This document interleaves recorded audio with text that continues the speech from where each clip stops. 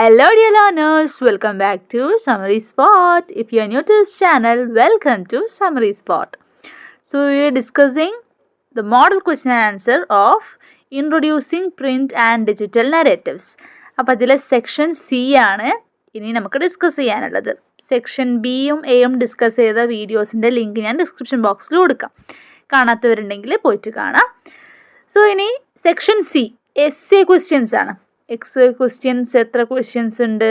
Okay, question പേപ്പറിൽ 3 questions വരും and you have to only answer ഒന്ന് മാത്രം അറ്റൻഡ് ചെയ്താൽ മതി. ഞാൻ പറഞ്ഞിരുന്നു സെക്ഷൻ എയും ബിയും സീലിംഗ് ഉണ്ട്, അപ്പോൾ എല്ലാം അറ്റൻഡ് ചെയ്യാം, എല്ലാം മാർക്കിന് വേണ്ടി കൂട്ടും. പക്ഷേ സെക്ഷൻ സിയിൽ ഏതെങ്കിലും ഒന്നേ വാല്യൂ ചെയ്യുള്ളൂ, ഏതെങ്കിലും ഒന്നിൻ്റെ മാർക്ക് എടുക്കുള്ളൂ. അപ്പോൾ ഒന്ന് എഴുതിയാൽ മതി. വെറുതെ സെക്ഷൻ സിയിൽ 3 2 എഴുതിയിട്ട് കാര്യമില്ല. Answer any 1. Okay, 1 is out of 15 mark. 1ന് 15 മാർക്കാണ്.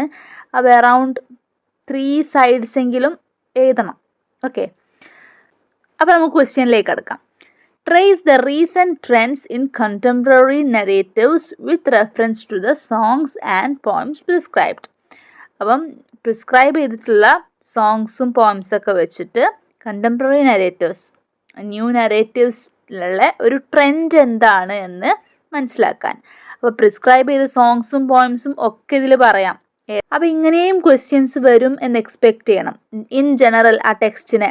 അപ്പോൾ ടെക്സ്റ്റിൽ ബേസിക്കലി എന്തൊക്കെയാണ് വരുന്നത് എന്ന് നമ്മൾ മനസ്സിലാക്കണം. ടെക്സ്റ്റിൽ മൊത്തം 4 മൊഡ്യൂളാണ്. First module songs and poems, രണ്ടാമത്തെ മൊഡ്യൂൾ നോൺ ഫിക്ഷൻ, മൂന്നാമത്തെ മൊഡ്യൂളിൽ stories, last module documentary fiction type. Okay, അങ്ങനെ. അപ്പോൾ സോങ്സ് ആൻഡ് പോയിംസ് ആണ് ഇവിടെ ചോദിച്ചിട്ടുള്ളത്. നമുക്ക് പ്രിസ്ക്രൈബ് ചെയ്ത സോങ്സ് ആൻഡ് പോയിംസ് ഏതാ? ഇതിൽ ഓരോന്നിലും 4 ചാപ്റ്റേഴ്സ് ഉണ്ട്. So spring day, I write the land, Y does the peacock perch on my door peg cry, പിന്നെ ടെക്സ്റ്റ്. ഈ 4 വർക്ക്സ് ആണ് നമുക്കുള്ള സോങ്സ് ആൻഡ് പോയിംസ്. അത് ഓരോന്ന് നോക്കാം. സ്പ്രിംഗ് ഡേ എന്ന് പറഞ്ഞാൽ BTS ആൽബം സോങ് ആണ്. ഐ റൈറ്റ് ദ ലാൻഡ് എന്ന് പറഞ്ഞാൽ നജ്വാൻ ഡാവിഷിൻ്റെ വർക്കാണ്, പലസ്തീൻ സ്ട്രഗിൾ അതൊക്കെ വരുന്നത്. Then why does the peacock perch on my door peg cry എന്ന് പറയുന്നത് ഒരു ഗുജറാത്തി ഫോക്ക് സോങ് ആണ്. Then text poem by Carol and Duffy, അതൊരു ഡിഫറെൻറ്റ് പോയമാണ്. അപ്പോൾ ഇത് ഓരോന്നും ഡിഫറെൻറ്റ് തീംസാണ്. സ്പ്രിംഗ് ഡേ ആണെങ്കിൽ സിയോൾ ഫെറി ട്രാജഡി തീമാക്കിയിട്ട്, I write the land Palestine issue, why does the peacock perch on my door peg cry എന്ന് പറയുന്നത് ഒരു ലോസ്, പെയിൻ അതൊക്കെ കാണിക്കുന്നത്. കരോൾ ആൻഡ് ഡഫിയുടെ ടെക്സ്റ്റ് എന്ന് പറയുന്നത് മെസ്സേജിങ്, ഹ്യൂമൻസ് ഒരു മെഷീൻ ടൈപ്പ് ആവുന്ന അങ്ങനത്തെ തോട്ട്സൊക്കെ വരുന്ന ഒരു പോയിം. സോ ഡിഫറെൻറ്റ് കോൺസെപ്റ്റ്സ് ഓരോന്നിലും കാണാൻ പറ്റും. അപ്പം നമുക്കിങ്ങനെ ആൻസർ ചെയ്യാൻ നോക്കാം. Recent trends in contemporary narratives reflect a shift towards global consciousness, personal expression and social commentary. Contemporary റൈറ്റിംഗ്സിലുള്ള റീസെൻറ്റ് ട്രെൻഡാണ് ചോദിച്ചത്. So we can see a shift towards ഒരു global consciousness, personal expression and social commentary, ഇതൊക്കെ കാണാൻ പറ്റും. Songs and poems like spring day by BTS and I write the land by Najwan Darwish exemplify these trends. അപ്പോൾ അതിലൊക്കെ social commentary, ഒരു global consciousness, മറ്റുള്ളവരുടെ സഫറിങ്സും കൂടെ include ചെയ്തിട്ടുള്ള കുറച്ച് പോയിംസ് ആണത്. Then Spring Day showcases the power of music to transcend language and cultural barriers. അപ്പം ലാംഗ്വേജും cultural ബാരിയേഴ്സും ഒക്കെ കടന്നപ്പുറം പോവും സ്പ്രിംഗ് ഡേ. എല്ലാ കൈൻഡ് ഓഫ് ലാംഗ്വേജും ആയിരിക്കും ഇഷ്ടപ്പെടുന്നൊരു മ്യൂസിക് ഒക്കെയാണ് സ്പ്രിംഗ് ഡേൻ്റെത്. Connecting with audience on an emotional level, ഓഡിയൻസിനെ ഇമോഷണലി വളരെ കണക്ട് ചെയ്യും. It addresses themes of loss, ലോങ്ങിങ് and hope, resonating with listeners worldwide. അപ്പോൾ ലോസ്, ലോങ്ങിങ്, ഹോപ്പ് ഒക്കെ ഇത് അഡ്രസ്സ് ചെയ്യും. സിമിലർലി ഡാവിഷ്സ് പോം delves into the themes of identity, displacement and the human condition, highlighting the universal experiences of suffering and resilience. അപ്പോൾ suffering, resilience ഒക്കെ ഇതിൽ mention ചെയ്യുന്നുണ്ട്. അപ്പം ഈ ഒരു ക്വസ്റ്റ്യൻ്റെ ഒരു പ്രത്യേകത എന്താണെന്ന് വെച്ചാൽ ആകെ ഒരു പേജ്, 3 സൈഡ് പേജ് എഴുതാനേ ഉണ്ടാവുള്ളൂ. പക്ഷെ 4 പോയിംസ് നിങ്ങളുടെ കയ്യിലുണ്ട്. ഈ 4 പോയിംസിനെയും നിങ്ങൾക്ക് എക്സ്പ്ലെയിൻ ചെയ്യാം, ഇതിലെന്തൊക്കെ പറയുന്നുണ്ട് എന്ന് പറയാം. ഓക്കെ, പിന്നെ വരുന്നത് ദ ഗുജറാത്തി ഫോക്ക് സോങ്, പിന്നെ കരോൾ ആൻഡ് ഡഫിയുടെ ടെക്സ്റ്റ്. അപ്പോൾ ഈ 4 പോയിംസ് അല്ലേ. The Gujarati folk song, Y does the peacock perch on my door peg cry, explores the intersection of myth and reality using the symbolism of peacock to convey deeper emotions. Peacock എന്ന് പറയുമ്പോൾ ഒരു beautiful സംഭവം എന്നുള്ള ഒരു മിത്താണ്.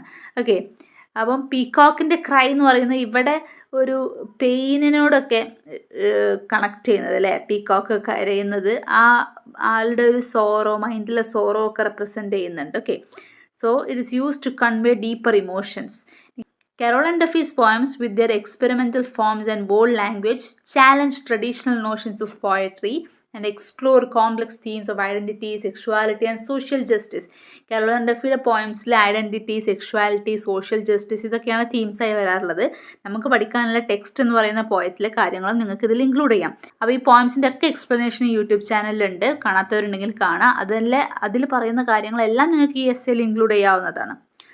These works collectively demonstrate the evolving nature of contemporary narrators, which increasingly reflect diverse perspectives, experiences and cultural backgrounds.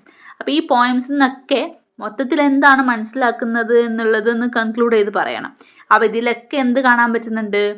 It reflects divorce perspectives. Different kind of perspective ആണ്. ഒന്ന് പലസ്തീൻ്റെ issue ആണെങ്കിൽ, ഒന്ന് മൈൻഡിലുള്ള സോറോ, ഒന്നൊരു ഡിസാസ്റ്റർ ആണെങ്കിൽ, ഒന്ന് ടെക്സ്റ്റ് മെസ്സേജിങ് അതിനെ പറ്റി. Okay, so diverse perspectives, different matters and experiences, cultural backgrounds, ഇതൊക്കെയാണ് കാണാൻ പറ്റുന്നത്. Okay, they highlight the power of art to inspire empathy, challenge social norms and foster a more interconnected world. Okay, next question. Reflect on the various kinds of social discrimination as represented and critiqued in the module docufiction. അപ്പോൾ first question songs and poems എന്ന് പറയുന്ന മൊഡ്യൂളിലാണെങ്കിൽ second question എന്താ ചോദിച്ചത്? Docufiction എന്ന് പറയുന്ന last മൊഡ്യൂളിനെ പറ്റിയാണ് ചോദിച്ചത്. അപ്പോൾ ഓരോ മൊഡ്യൂളിലും ഏതൊക്കെ ചാപ്റ്റേഴ്സാണ് വരുന്നതെന്ന് മനസ്സിലാക്കി വെക്കണം. ഇൻ കേസ് ഇങ്ങനത്തെ ക്വസ്റ്റ്യൻസ് തന്നെയാണ് റിപ്പീറ്റ് ചെയ്ത് വരാമെന്നുണ്ടെങ്കിൽ നമുക്ക് അറിഞ്ഞുകൂടാ ഇങ്ങനത്തെ ക്വസ്റ്റ്യൻസാണ് വരിക എന്നുള്ളത്. ഒരു മോഡൽ ക്വസ്റ്റ്യൻ പേപ്പർ എന്ന് പറയാൻ ഈ ക്വസ്റ്റ്യൻ പേപ്പർ മാത്രമേ നമ്മളെ കയ്യിലുള്ളൂ. ഇത് ഫസ്റ്റ് ടൈം ആണല്ലോ ഈ പേപ്പറിൽ എക്സാം നടക്കുന്നത്. അപ്പോൾ ഒരു പ്രീവിയസ് ഇയർ ക്വസ്റ്റ്യൻ പേപ്പറൊന്നും ഇല്ലാത്തതുകൊണ്ട് മേ ബി ഈ മോഡൽ ക്വസ്റ്റ്യൻ പേപ്പറിൽ പോലെ വരികയാണെങ്കിൽ. സോ അപ്പോൾ ഓരോ മൊഡ്യൂളിലും ഏതൊക്കെ ചാപ്റ്റേഴ്സാണ് എന്തായാലും മനസ്സിലാക്കി വെക്കണം. അപ്പോൾ ഡോക്യുഫിക്ഷനിൽ വരുന്ന ചാപ്റ്റേഴ്സ് എന്തൊക്കെയായിരുന്നു? ന്യൂ നോർമൽ എന്ന് പറയുന്ന short film by director Monisha Mohan Menon. പിന്നെ comedian trashes India's fair skin obsession എന്ന് പറഞ്ഞ സ്റ്റാൻഡപ്പ് കോമഡി സായി കിരണിൻ്റെ. Then women's football in India എന്ന് പറയുന്ന ഡോക്യുമെൻ്ററി. ദെൻ ഹെയർ ലവ് എന്ന് പറയുന്ന ഷോർട്ട് ഫിലിം. അപ്പോൾ ഈ കാര്യങ്ങളൊക്കെയാണ് ഡോക്യുഫിക്ഷനിൽ വരുന്നത്. ഇവിടെ ചോദിച്ച ക്വസ്റ്റ്യൻ എന്താ? Reflect on the various kinds of social discrimination. അപ്പോൾ ഈ ചാപ്റ്റേഴ്സിലെ സോഷ്യൽ ഡിസ്ക്രിമിനേഷനാണ്. അപ്പോൾ ഓരോന്നുണ്ട്. ന്യൂ നോർമലിൽ വരുന്നത് എന്താ? ജെൻഡർ ഇഷ്യൂസ്, ലെസ്ബിയൻ, ആ കാര്യങ്ങളൊക്കെ ആ ഒരു ചാപ്റ്ററിനെ പറഞ്ഞുകൊണ്ട് പറയാം.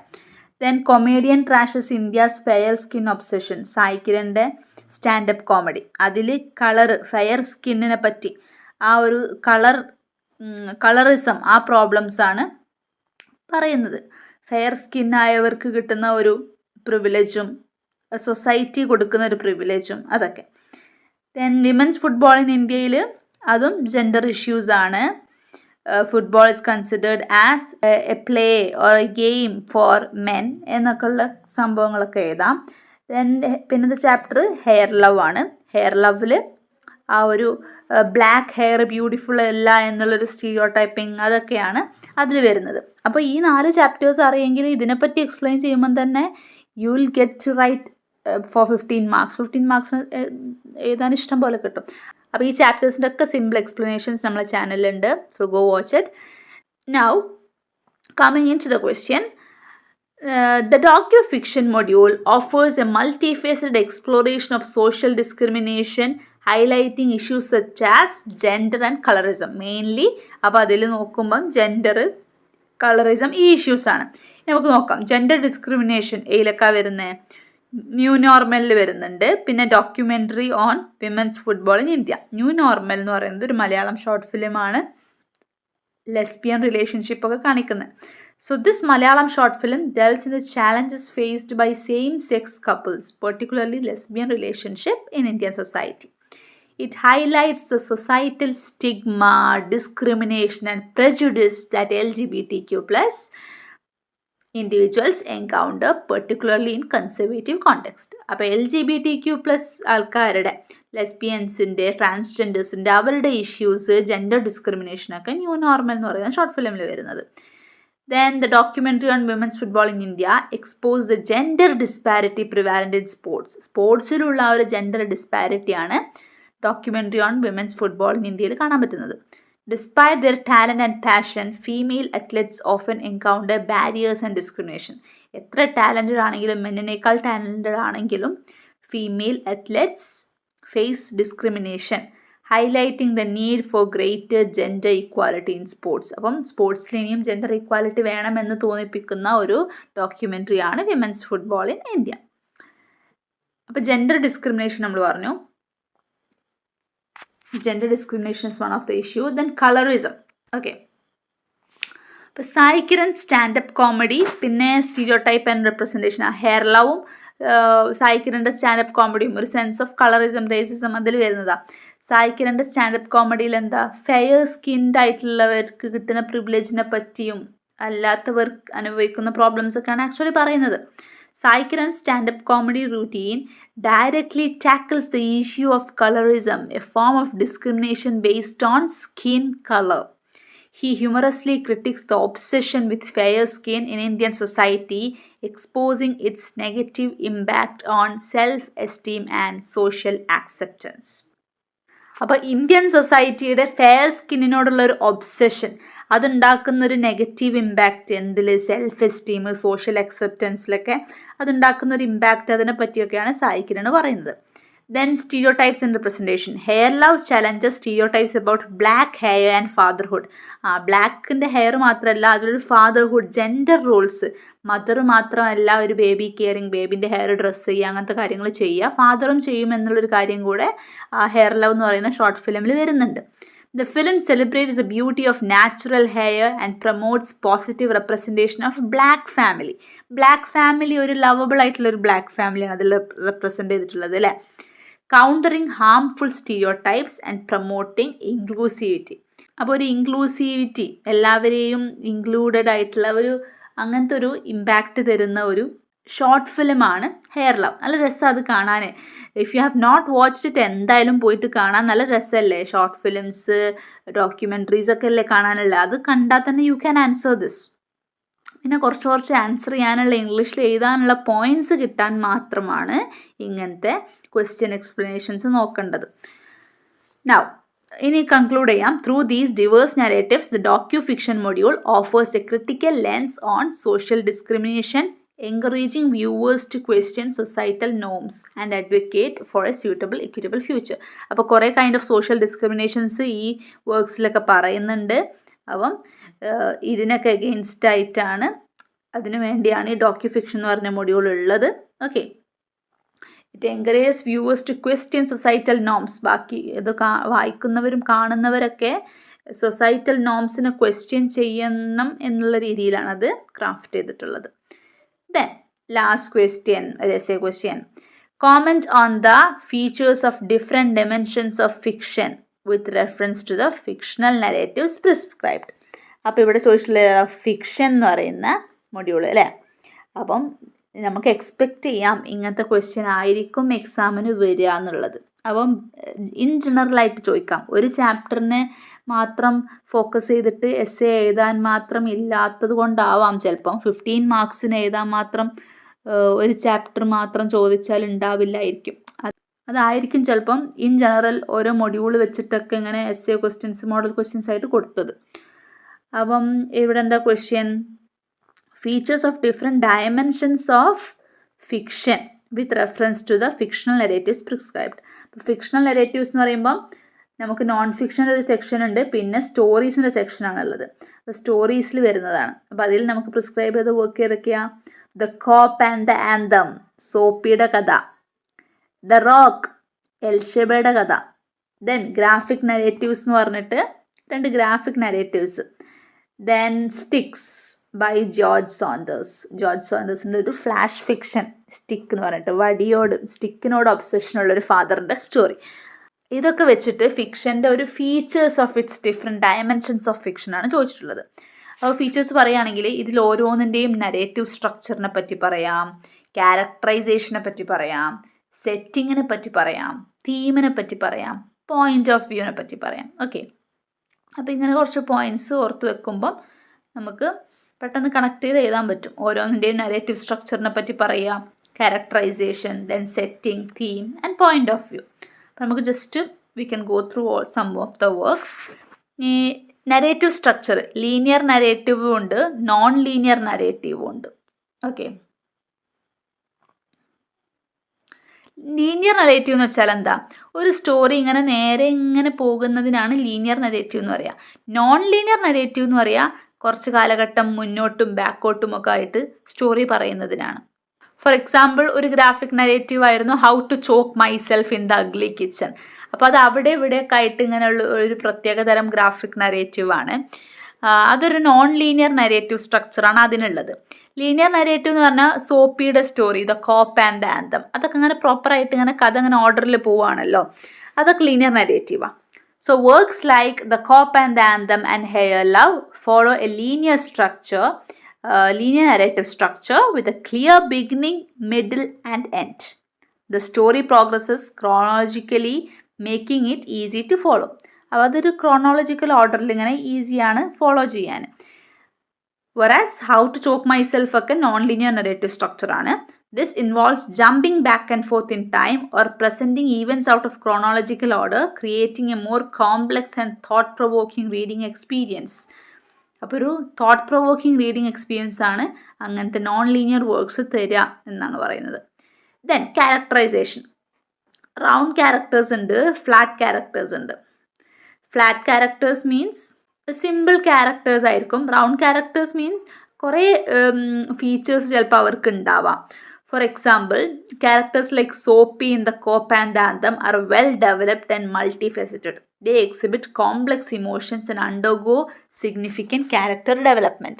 അപ്പം സോപ്പി കുറേ ക്യാരക്ടർ ഡെവലപ്മെൻറ്റ് ഇങ്ങനെ സോപ്പിക്ക് സംഭവിക്കുന്നുണ്ട്. ആദ്യം ഇങ്ങനെ ജയിലിൽ എവിടെയെങ്കിലും ഒരു ജയിലിൽ പോയിട്ട് കിടക്കാൻ വേണ്ടി പലതും ചെയ്യും.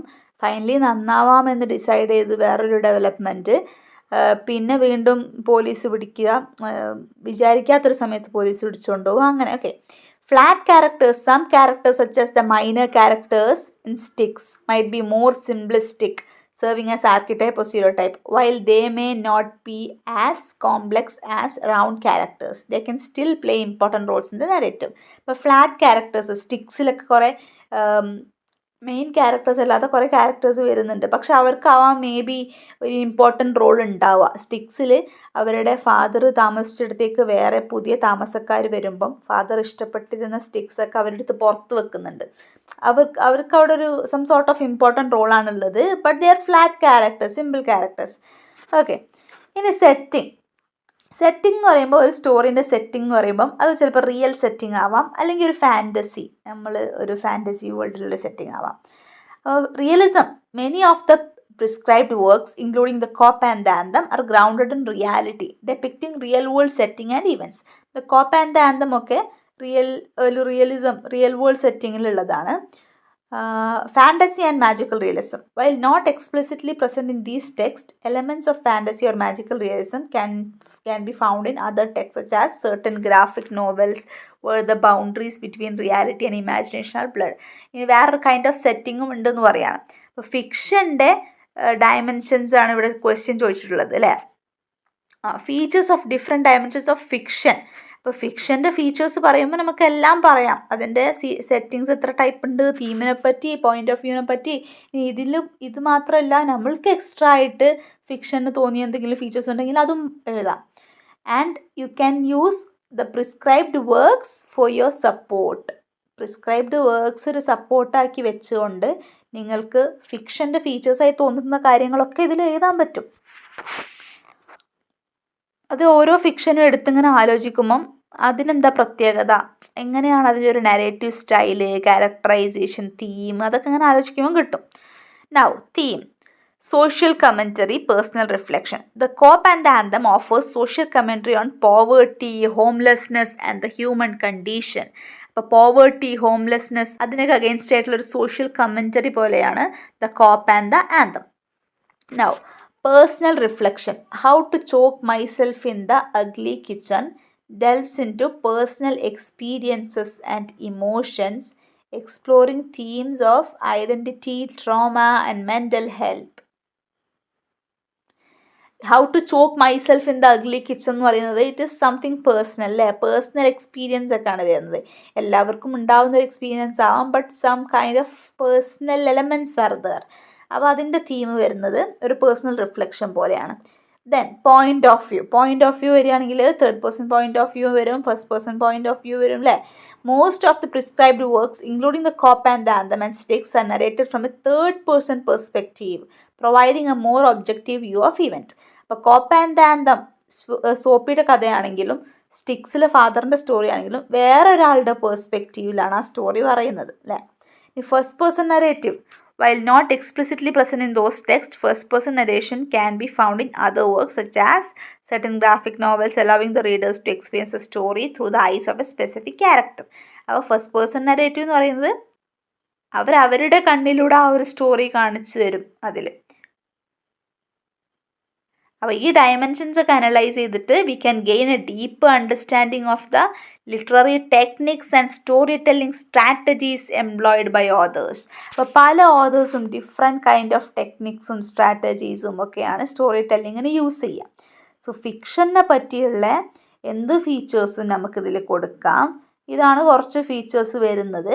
ഇതിനൊക്കെ എക്സാമ്പിളായിട്ട് നമ്മൾ പഠിച്ച ഫിക്ഷണൽ വർക്ക്സും യൂസ് ചെയ്യാം, പ്രിസ്ക്രൈബ്ഡ് ഫിക്ഷണൽ നരേറ്റീവ്സ്.